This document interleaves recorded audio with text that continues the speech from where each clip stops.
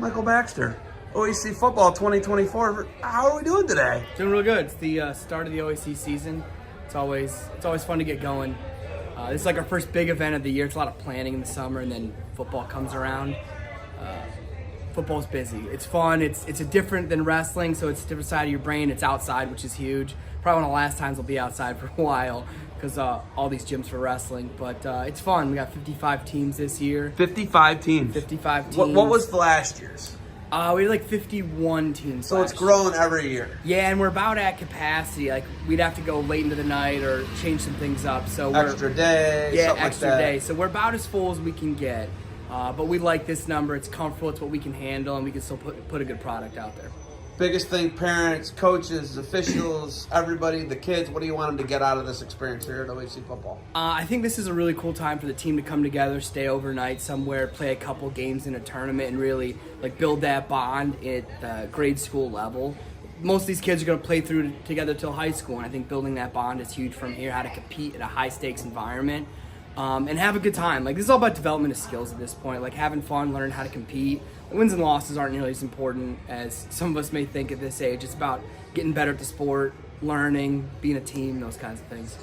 Being a buffer between the two coaches, they're on the same sidelines in most of the scenarios, right? You got the fans on another sideline. But being a buffer, good sportsmanship, not mobbing the officials, understanding that, all of it. What are you guys trying to get, and what is your main focus here as staff and staffing the event here? The biggest thing is to make sure everything keeps going smoothly. At the beginning, the biggest concern at the first minute is getting it started on time. If it doesn't start on time, it doesn't end on time.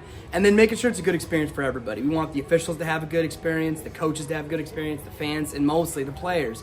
And if people are getting a little unruly or getting a little too competitive more than they should for a youth sporting event, sometimes you got to reel them in and remind them that this is all about fun, learning skills, and developing. How do we continue to build officials here in the state of Ohio? We need more officials. There's a shortage in every sport. Everything you guys are branched out into, there's a shortage of everything. It doesn't matter if it's umpires, whatever it may be. We need more officials. What is OAC doing to ensure that there is a healthy amount of officials in the state of Ohio for all sports? So the biggest thing we're doing is we're working with Defense Soap and a couple associations on working with we want to get new officials, but the biggest way to get new officials, I think, is to have a buffer for them. A lot of these young officials jump in, they get their license, they're thrown into real live mat action, and they're not sure how to handle parents, how to handle coaches that are giving them a really hard time.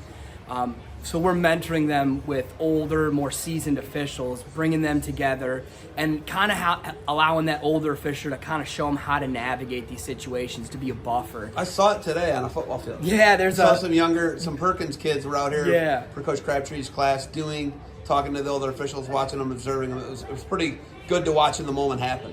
And I think the biggest part of that, and officials aren't perfect. Like, heck, we freak out about the NFL officials, and those dudes make thousands and thousands and thousands of dollars. Hundreds of thousands. Yeah, hundreds of thousands of dollars. So it's difficult that we have an expectation of some officials that they're human too, and they make mistakes. When they do that, we have to be able to these youth officials need to be able to steel themselves and realize that, I might have made a mistake there, but I'm trying my best and doing my best. And I think these older officials can really mentor them along the way of saying, hey, believe in what you did.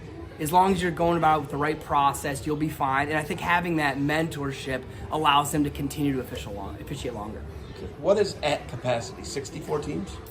55, right? Like you're saying, we're almost at 9 more teams? What is at capacity? So it all depends on the bracket size. That's really important. We have a couple 8-man brackets, which if we had 6-man brackets instead of 8-man brackets, we could fit more teams in because the way the brackets worked out. But probably somewhere around 60 would be we couldn't do any more, and Jared, Jude, and I would be here from 6 a.m. to 10 p.m.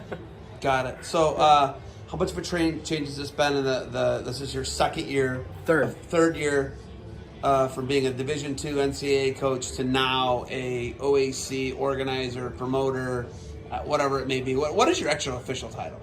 Director of Development. Director of Development. Yeah. So how much different is Director of Development for a statewide youth organization compared to Division II NCAA wrestling? I don't think it's that much because with, There's just no way. You work 350 days as an NCAA coach, you're not working 350 days. Yeah, now. but the details. Less days, right? We agree on that? Yeah. Okay. Summers are a little more easy, but it's a lot of planning. The details are a little different, but in the end, it's the same way that our organization runs, is the same way Division II college runs, is everybody has to wear every hat. So every person you have on staff, it's not like you have someone that specifically does one thing and another thing. You have to work. All hands on deck is what I like to call it. All hands on deck, work cooperatively, and like in the end, we know what needs to get done, and everybody chips in to get it done. And you know, a lot of these big programs in college wrestling have a recruiter or a specific Coordinator. Yeah, they have that. Operations manager. Whereas smaller schools, they have to do it all. And just like here, we're kind of doing everything. There's just 3 of us.